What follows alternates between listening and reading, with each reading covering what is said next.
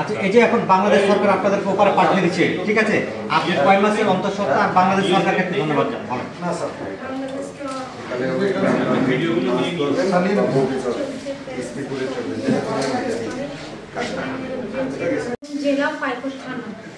আচ্ছা আচ্ছা, তো ভারতের পুলিশ আপনাদের কোন জায়গা থেকে আটক করেছিল?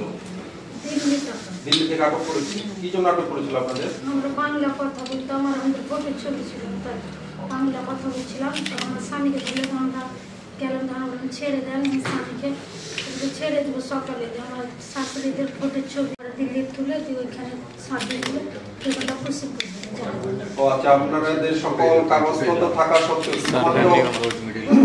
বাংলা কথায় বলার জন্য আপনাদেরকে দিল্লি থেকে আটক করে তারপরে আপনাদেরকে দিনাজপুরে সীমান্ত দিয়ে বাংলাদেশে প্রবেশ দিয়েছে না? আচ্ছা, তো বাংলাদেশে যতদিন ছিলেন আপনাদের সাথে কেউ কোনো খারাপ ব্যবহার বা আপনাদের কোনো সমস্যা নেই না? আপনার তো আত্মীয় ইয়ার থেকে পরে আপনাদের আত্মীয় বাসায় ছিলেন। যাক, তো আপনাদের আজকে আমাদের এই সীমান্ত দিয়ে আপনাদেরকে তো এই যে আমাদের বিজিবি এবং বাংলাদেশ সরকারের যে মানবিকতা দেখাইলো এই ব্যাপারে আপনি কিছু বলতে চান? সরকারকে ধন্যবাদ,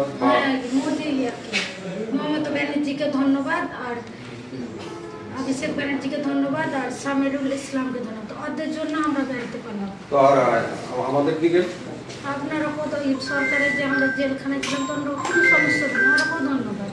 আমরা ছিলাম, ভালোই ছিলাম, আপনার খেয়েছিলাম, লেকিন কোনোদিনও মারেনি, ধরেনি, পিটেনি, কিছু করে। আপনাদের আত্মীয় বাসায় আপনার আত্মীয়ের মতোই ছিলেন? হ্যাঁ, আত্মীয় মতো। আচ্ছা, আমরা কোনো আচ্ছা, অনেক ধন্যবাদ।